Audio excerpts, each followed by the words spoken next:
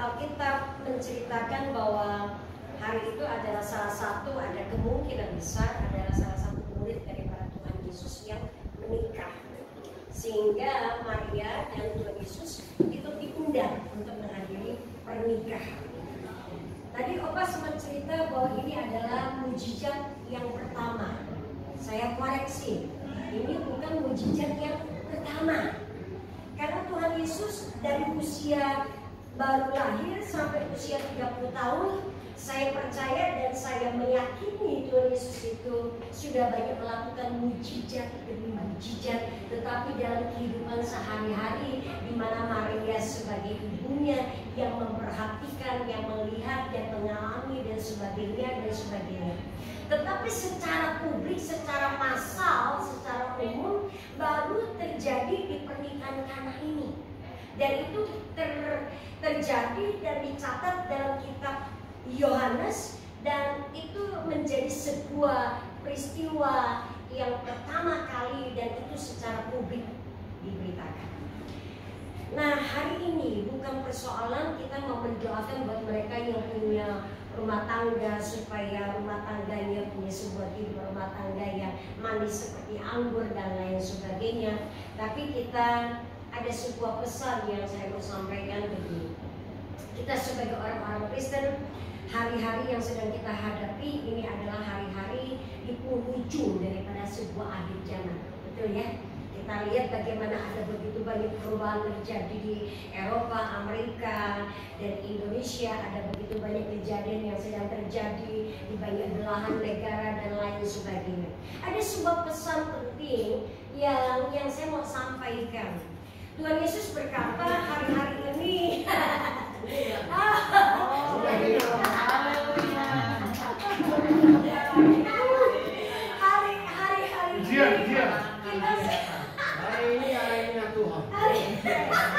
hari ini cobaan. Itu mendatangkan kemuliaan. Sebentar lagi Kak. Hari-hari ini kita menghadapi sebuah tekanan demi tekanan, menghadapi sebuah ujung daripada sebuah akhir zaman. Tuhan berkata, biarlah passion, gelora cinta kita itu seperti anggur yang semakin hari semakin bertambah tua dan semakin bertambah manis. Ya, jangan sampai anggur dalam hidup kita, passion kita, cinta kita ke Tuhan, jangan lambat laun menjadi tambah hambar, tambah nggak ada rasa dan lain sebagainya. Saudara pernah mikirnya kenapa Tuhan itu merubah air menjadi anggur? Nggak sempat mikir, baca juga nggak sempat gitu ya. Jangan, kalau nggak sempat mikir, saya kasih tahu rahasianya.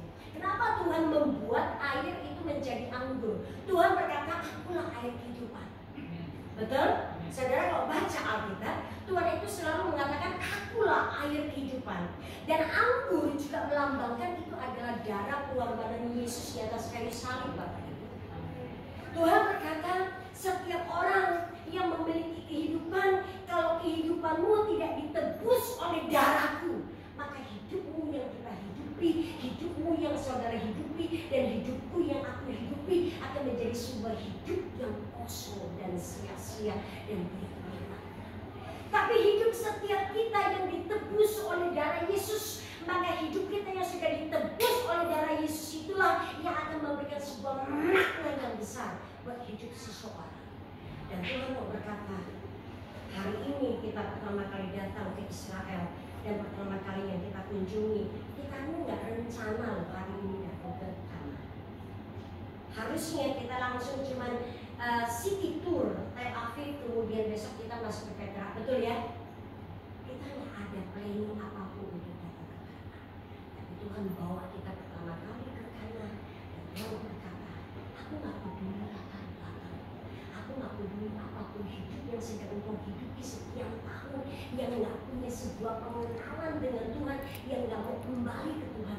Tapi setiap kita 22 orang Tuhan bawa untuk masuk pertama kali, kita belum kenal-kenal, tapi kita itu yang Tuhan mau berkata, biar hidupmu dan hidupku yang sudah ditebus dengan kuasa darah anak domba Allah itu, dan hidup yang sekarang yang baru yang kita miliki punya sebuah makna dan arti karena sudah ditebus oleh darah anak domba Allah. Hari ini saya sungguh berdoa, dan sebentar kita akan naik ke sebuah ujian singkat. Memang tidak ada gitar, tidak ada alat musik, tapi saya mau ajak setiap kita bisa nyanyi akapela dengan sungguh-sungguh. Habis itu kita akan tutup dalam doa. Saya juga akan berdoa buat Bapak Ibu Saudara yang punya rumah tangga, keluarga, dan lain sebagainya. Tapi satu hal yang paling penting yang saya mau berdoa adalah setiap passion kita, pengenalan kita dengan Tuhan betul-betul kembali ke Tuhan, tertuju dan balik ke Tuhan, karena itu yang memberikan kita makna kita setiap pribadi. Jauh-jauh dari Amerika San Francisco mampir ke tanah buat apa? Karena bertemu dengan Tuhan.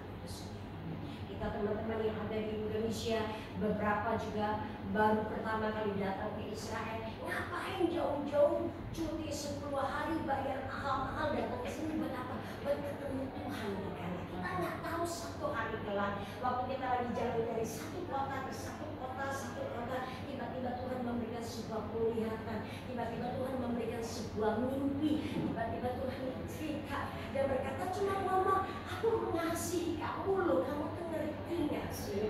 Nah itu yang kita, sebuah perjumpaan yang pribadi dengan Tuhan, itulah yang kita berdoa. Tuhan, aku nggak cuma buang 10 hari capek-capek ditahan, diinterogasi, terus nggak ketemu siapa-siapa, dan aku mau ketemu di dalam sekarang. Itu yang kita mau minta. Tuhan, biar aku bisa merasakan Engkau begitu mengasihi aku sampai Engkau memberikan nyawamu dan darahmu untuk hidupku yang nggak ada apa-apa. Karena kita tanpa Tuhan kita nggak ada.